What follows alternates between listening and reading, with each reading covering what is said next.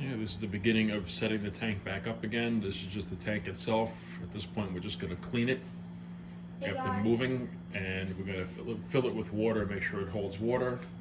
Previously, the back was painted with, I think it was Rust-Oleum paint. I put about 4 or 5 layers black paint on the back. About 4 or 5 layers, just to make sure that when you hang a filter on it, it doesn't scratch through the glass. I have a permanently mounted temperature gauge on the side.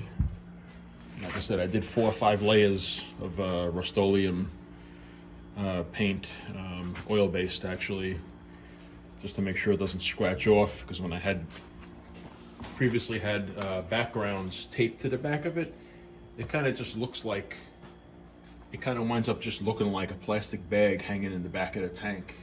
Kind of looked ugly. This right now is that's just calcium from the water and stuff like that. That's all going to clean up. That's all just on the inside of the tank, not the outside.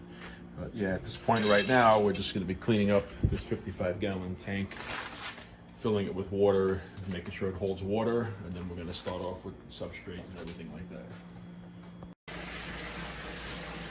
Okay, so now at this point we're just adding water to see if the tank's going to hold water, because this was moved a decent distance from the old home.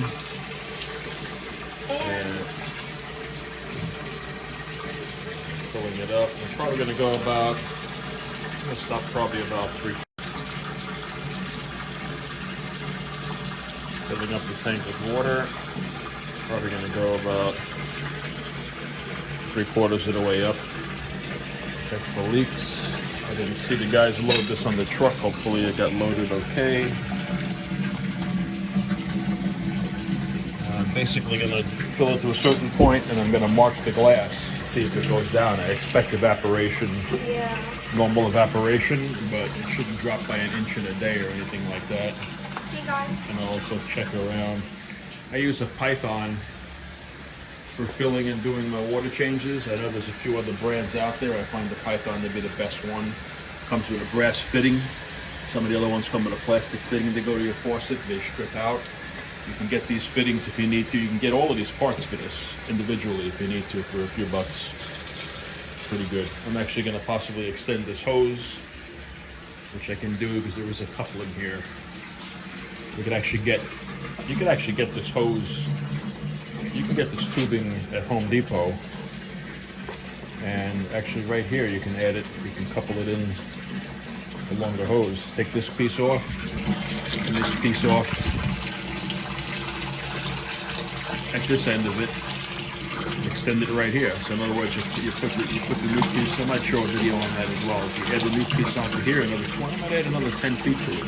So you start from here and then just couple it onto here. And all you have to buy is this piece of hose at Home Depot. I don't know what the price is on it yet, but I'll have that in the future. So yeah, at this point, we're now cleaned it up as much as I'm going to clean it up at this point. And I'm just going to fill it up and see if it holds water with my Python. And the next step after this will be adding sand and getting the filters going again on it, and we'll take it from there. All right, so we got the tank together.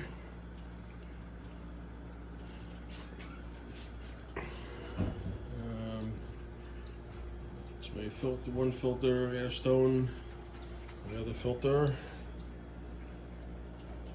2 heaters, some plants. I put 4 blood parrots in there so far. They're kind of hiding a little bit. They're hiding in there. They're very small. I'm getting them at a big box store because there's no more small shops anymore, at least not where I live. Well, they have crazy hours, like 12 to 6, closed Mondays, things like that and stuff. But these guys are very small. I'm gonna let the tank mature. I did a fishless cycle. I did a Dr. Tim's fishless cycling because I didn't want to put any fish through that process. So I already had where I add the ammonia and it goes right to nitrates pretty much as quickly as possible with no ammonia buildup and no nitrites. So I am cycled. It took about 3 weeks. guys. Regular parrots. I love these fish. These guys are, you know, not too crazy on the maintenance. They're gonna grow. I just put them in about an hour ago. I'm gonna let them get acclimated for a little bit, and then I'm gonna feed them. The first feeding. Got play sand on the bottom.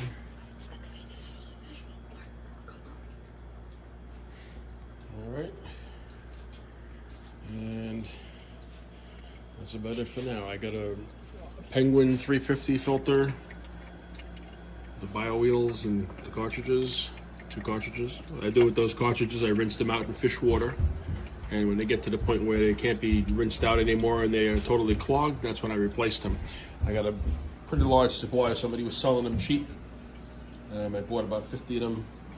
This filter is a Tidal. I think this is the 75 that I bought. Seems like a really good filter. I was buying the Aqua Clears, but I actually dropped it and it broke. It's like plastic glass.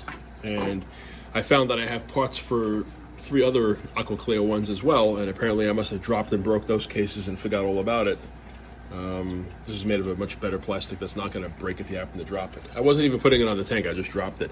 And this has, you slide this and this whole media basket comes out. There's a sponge in the bottom, and this is some kind of Bio Rocks. I'm going to leave that filter just as it is because I have the second filter for circulation. So rather than just putting a, what's the word I'm looking for? A power head in there to move water around. I've actually found them to cause vibration and make a lot of noise. Look what I did to the water, just from touching that bag. That'll clear up in about an hour or so. It's all good stuff. It's all biological stuff and everything like that. I found them to be, you know, actually kind of expensive, almost the price of a filter, and just to cause vibration and everything. And you know, this should get the benefit of extra filtration and biological, mostly biological. I'm going to have with this because there's a sponge in the bottom. It's a very coarse sponge, and you can add what you want to this. You can add some charcoal to this. You could add another sponge to it if you wanted to. You can put whatever you want in there. It has a mid-level strainer as well. It's adjustable. There's a knob for that. That knob at the bottom right there is for that. This one here is actually a flow control for the filter itself. I think I got it up at the highest or whatever right now. And the Penguin has 2 bio wheels. That's what I love about it, because you can, you know, rinse, of course, always, even a new filter, rinse it in fish tank water. Take a little bit of water and rinse it in it, and you put them in. But these bio wheels always have your biological stuff in it that stays there, so you're not gonna have any problems. And I did sand, so I'm just gonna skim the surface when I do my water changes. I'm not gonna dig into it. You dig in when you have sand. If you dig into it, you release chemicals that can just kill the fish instantly. So you could lightly move it around a little bit. You could skim it lightly to pick up anything, and that's about it. The air stone is not necessary, but since I was like 14 and I got my first tank, I've always had an air stone in it, so I kind of stick to that for nostalgic. And it also helps with the nitrogen cycle, because you have now something breaking the surface. And I'm sure people are going to say that the filters do that as well. I'm sure they do, but I always like an air stone. I've always had it since I was a little kid, so I stick to that. That tubing's going to get replaced. It got slimy already. I'll get a fresh piece of tubing for that, and that's about it. I mean, I had canister filters before, from inexpensive to very expensive, and both of them leaked on me, and they get less maintenance because they are underneath the tank, and they also don't have a great water flow. These have, I think this has 150. I think this one has at least like 150 gallons per hour. This has 350 gallons per hour. The canisters don't have anywhere near that, and these are just easy to maintain. I'm not even going to take the whole filters off when I maintain them. I'm just going to take the filter baskets out and give everything a rinse on the tank water. Same thing with this one. I'll just take the cartridges out. And you'll find a lot of people these days are saying you don't need to take off the whole unit. Maybe once every few years, give it a rinse out. Don't even scrub it, because that slime that's in there you want to keep. You know, it ain't hurt nothing. Like I said, I had the Aqua Clears for years and years, but the problem with them is they're delicate. You take it off to clean it once and it drops, it's breaking. It's like plastic glass. They're great filters. And if you want to try to buy the case, it costs just as much as the filter does. So for $20 more, you're getting a new motor, and it comes with media and everything. So you're actually better off. And then, you know, like I wound up with a bunch of spare parts. So I wound up with spare impellers and spare motors and the filter housings and everything like that. The media housings and everything like that too. But I can see that I had a 70 and another 110, and I think maybe even a 50, and I have motors and impellers and intake tubes for all of those, but of course no cases because they're broken. You know, it's very delicate, but they're very good filters. If people do like to use them, go ahead and use them. They are great. But I bought this Tidal one. It costed a lot less money. I think I paid $60 for this Tidal 75, and it's made by Seachem, trusted company, and it's actually quieter too than the Aquaclears. And like I said, it's got a pretty good sized media basket in there. You can put what you want. There's a coarse sponge in the bottom, all the way down to the bottom. It's a coarse sponge. You could add some more stuff to it if you want. And these, you know, you would think every few weeks. It says every 2 to 4 weeks to change the pads. I find them to last longer than that. And like I said, you can give them a rinse in a little bucket with some tank water. Put them back in. If you see that, you know, basically you'll see your bio wheels really slow down where they won't even be moving. Where if you pull out the cartridge and they're moving, and you put this back in, it's not moving, then they're bypassing, which is not the end of the world either. Mostly what your filters are doing is biological filtration. Capturing particles, if you're using it just for that, it wouldn't be good for doing that. They have a small diatom filter you can buy that will clear the water up crystal clear if you have such an issue where you need the water to be that clear. Most of the time doing water changes is going to clear that water up for you. And I was always under the belief that the biological information is in the water, and it's actually not. It's in your substrate, it's in your filters, it's in your sand, it's in your decorations, it's in the walls of the aquarium. That's why I never scrub the walls too much on the aquarium too. I don't want to take that off. So you can change, you know, 50% of your water without crashing your cycle. And you know, once in a while, I got an ammonia test kit. It's good for, I don't know how many hundreds of tests or whatever. So once in a while, you could do an ammonia test. I mean, I use the test strips. I found the test strips to be easier to utilize because it's a 5-in-1 test strip. And if you test this and you're seeing only nitrates, then you don't have to worry about ammonia. If you're starting to see nitrates come up, then you've got a problem with ammonia. But generally, it should not be a problem. And I believe in over-filtering. That's why I got 2 big filters on there. 55-gallon tank with 2 filters that are good enough for like 300 gallons or more, you know. So that should do it.